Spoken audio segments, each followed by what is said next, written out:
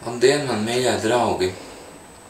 Man ir vēstījums manā sirdī, un šis vēstījums ir šiem nākošajam 2012. gadam, kas, protams, ir jau iesācies. Iesācies manā dzīvē un iesāksies arī tavā dzīvē, bet kāds būs tavs gads?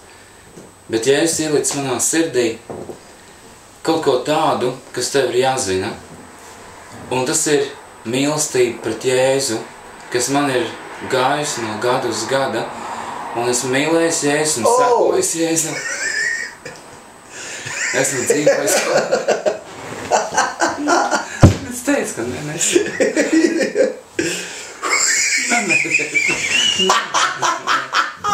Nu, ko tu tādu nevienā?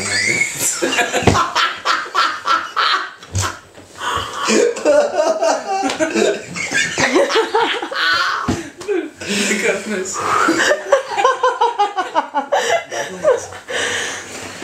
Sveicināta, mīļā interneta draudze. Man ir prieks, ka mums ir kamera un kad jūs mani varēsiet abus divus kopā redzēt. Es esmu interneta draudzes mācītājs, ļoti jautrs, neesmu drūms, patīk man priecāties tajā kungā.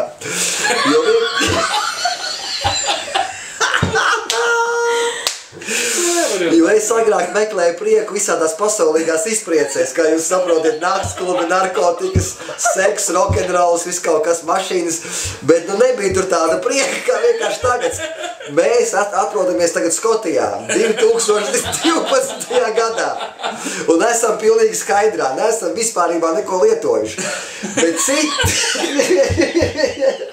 Bet citreiz, kad Dieva gars krīt pār kauliem, tad milzīgs prieks vienkārši sāk mūsos valdīt. Un es vienkārši, ko es gribu pateikt jums, mīļie interneta draudzes klausītāji, es jums gribētu pateikt vienu lietu un novēlēt.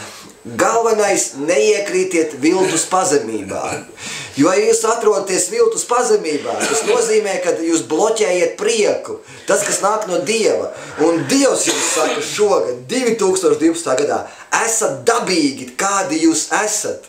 Un Dievs jūs piepildīs ar svētā gara vīnu, ar prieku un ar visām pārējām lietām, kā jau jūs dzirdējāt, par ko teica mācītājs Armands Sviķis. Nē, es domāju, jā, es tam. Slēdz ārā.